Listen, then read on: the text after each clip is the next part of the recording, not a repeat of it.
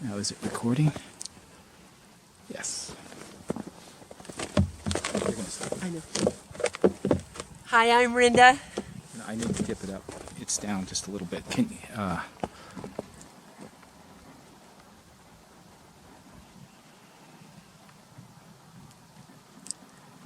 perfect.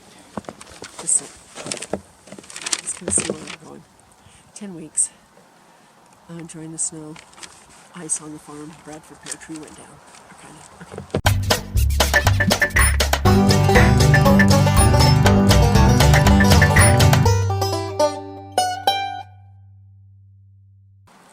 I'm Rhenda. I'm Jim.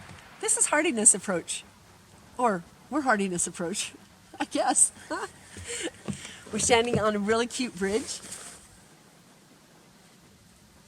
And he's holding up 10 fingers. Because? Because we have 10 weeks till we get to move.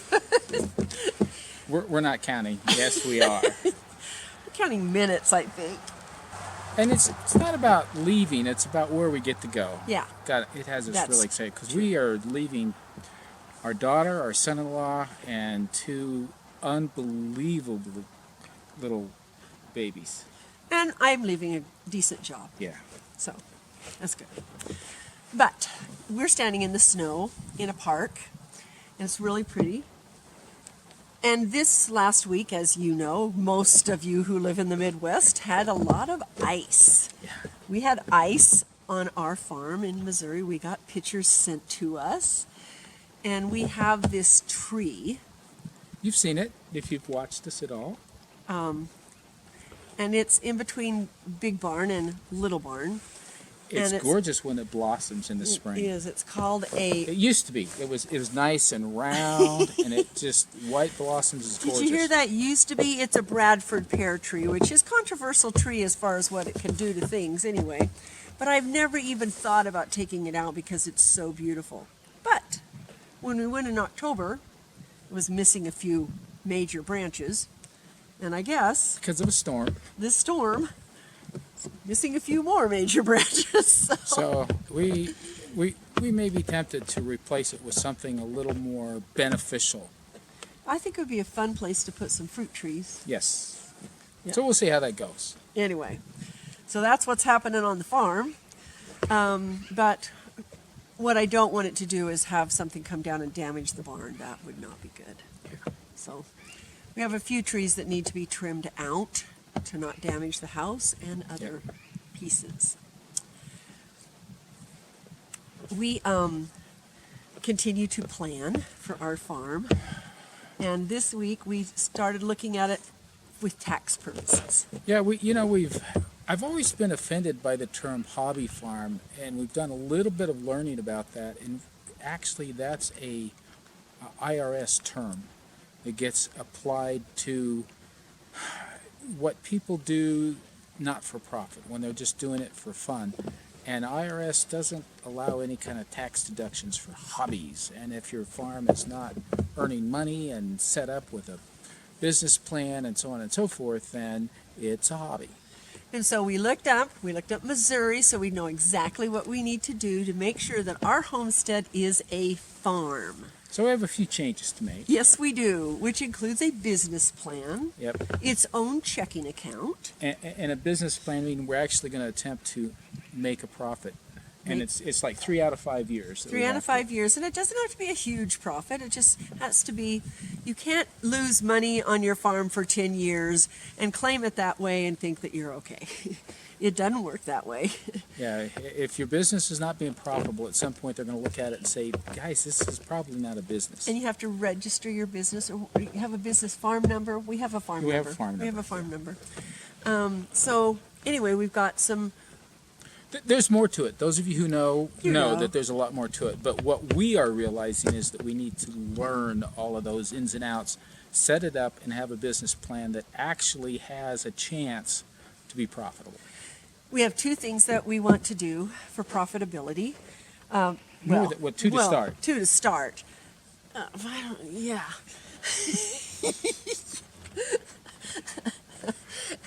And That wasn't because I have a whole lot more planned. That was because the thing I'm thinking of, I wasn't sure if I was going to start with it or it was going to get moved. That's why. I wasn't pushing. Not me. I don't push. I'm satisfied. That's true. That is your word. That is my word. That's so that I'm satisfied. And I'm becoming convinced that you are. Oh, dear. All right. So, two things that I've wanted to do, and I keep saying I want to do them, and then we're like, no, let's not do them. And then we want to do them. So, number one is we want to have a market garden, but I don't want to go 2 days a week and sit in a farmer's market. Yeah, we're not trying to gross $150,000 a year kind of thing either. So. But we are going to, I do want to have CSAs. So we're going to start out with 30 CSAs. Not a big number. And see where that goes. And try to educate people so that they will like to get some vegetables each week. On a regular basis from us. That's our goal for that. We've had several ideas about where to put our market garden, the location for it.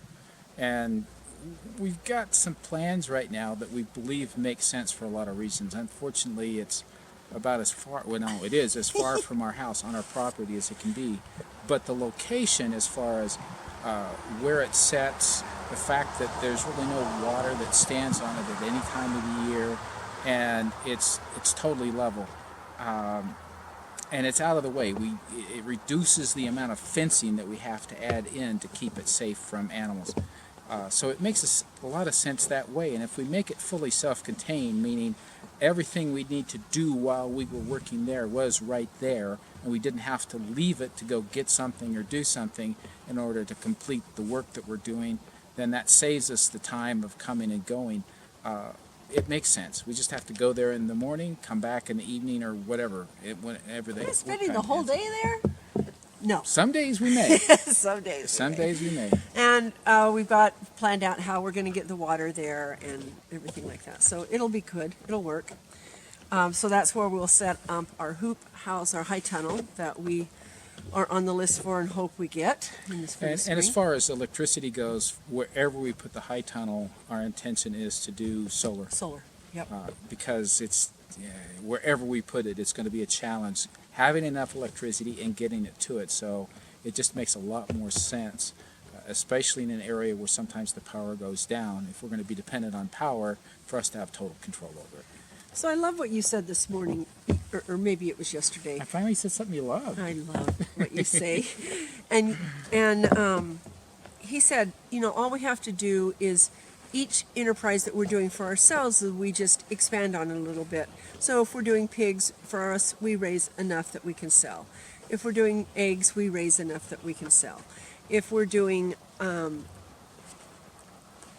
cows... If we're doing beef cows. Beef cow, we can do 2 instead of 1. By the way, speaking of cows, I just got this in the mail, literally on the way over to film this.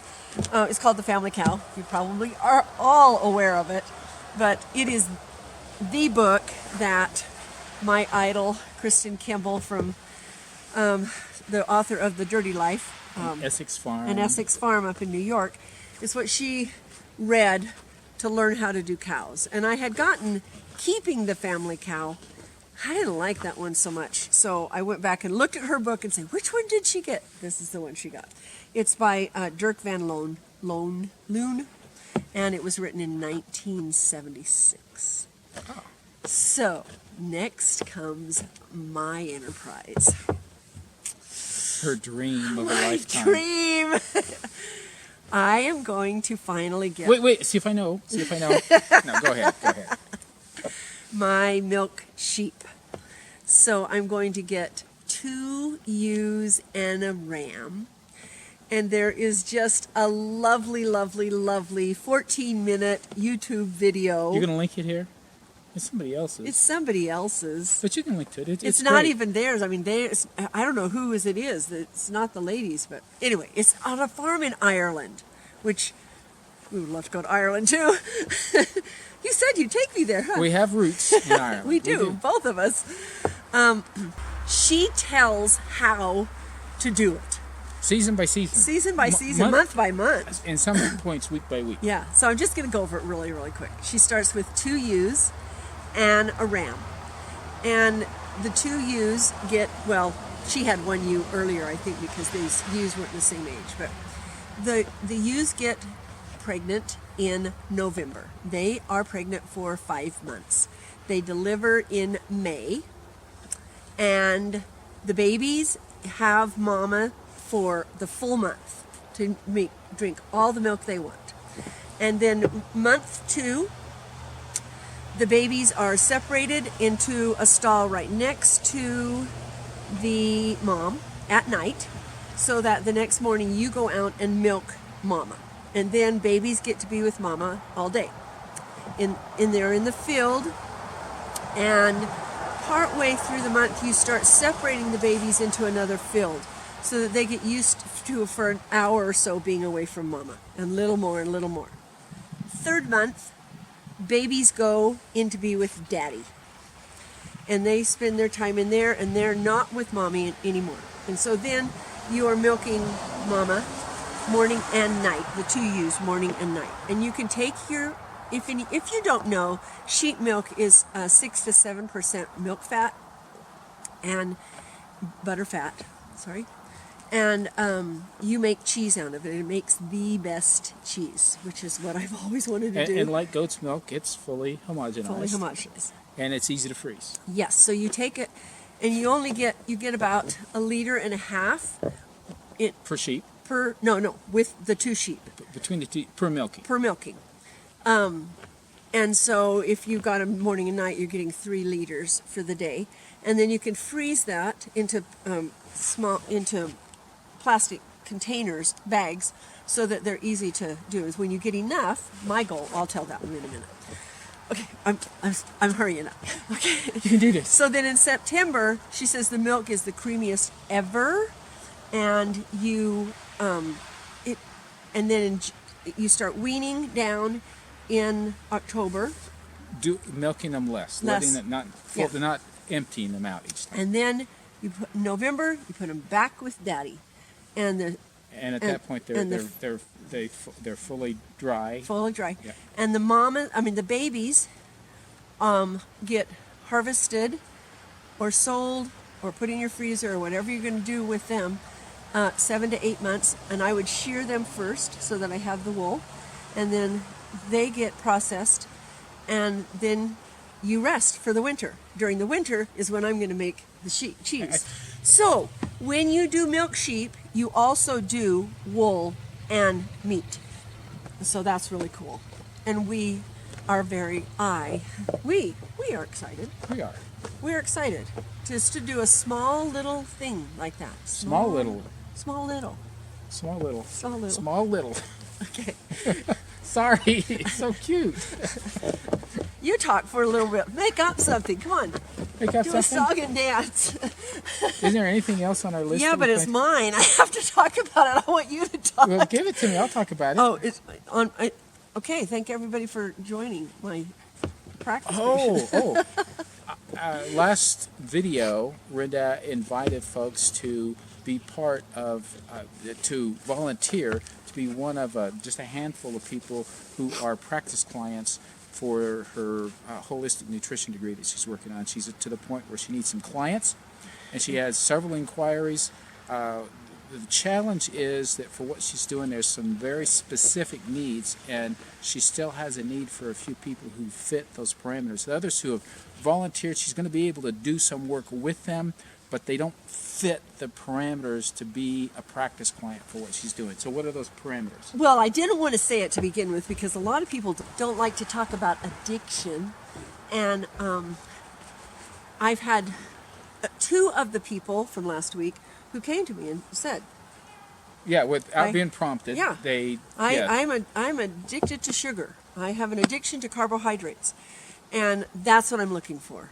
If you know that your health problems are caused, or your weight problems are caused by your addiction to sugar, starch, carbohydrates, you're who I'm looking for. Absolutely, and not just to say it, but to really genuinely understand and see in yourself that, ooh, I can't do without it. if I try to not eat it, it's on my mind. I feel compelled. I'm in a refrigerator. I'm in a cupboard. I'm looking for something that's carbohydrate to satisfy this drive that's there for me.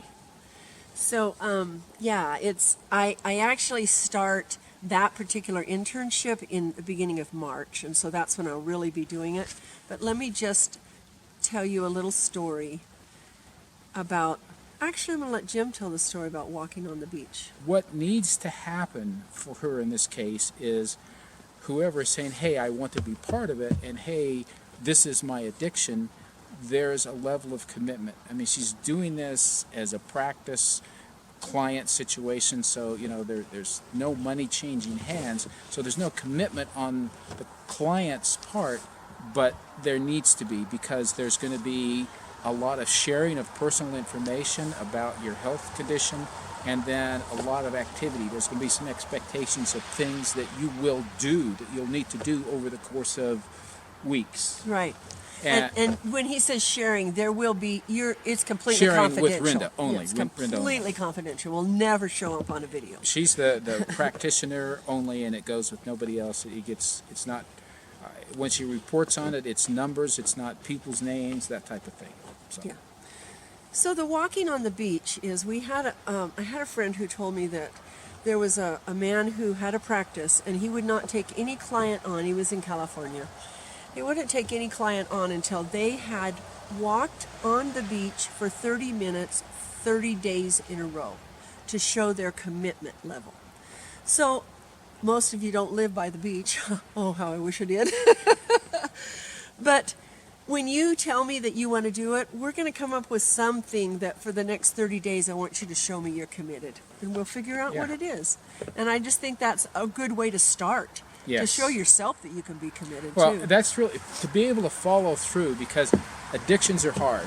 And what Rhenda will be providing will be some helps to overcome those cravings. And that's great. That's going to be there. But there's still a lot that has to be done personally by the clients. And if there's not a will to do that, then it's just not going to work out. And until a person is really, really ready to do what needs to be done, there's not much that she'll be able to do to help. So right now I'm getting my master's in one school and getting this in another school, and so but they're actually fitting together, because I'm putting together a weight management program right now in my holistic master's program, and then the addiction in the other program, and they're going together because we get rid of the sugar addiction and we put together the weight management, so it's really cool. Yeah, it's a good fit. This was fun. Yeah. Jim, take the camera and I want to walk down. No, I don't. No, it looks too deep, doesn't it? It's really pretty here, though. You gonna make a snow angel? No, not today. She's shaking. She's shivering. I don't think she's making a snow angel today. But you haven't made one yet. And I have no intention. Bye, guys. Thanks for watching.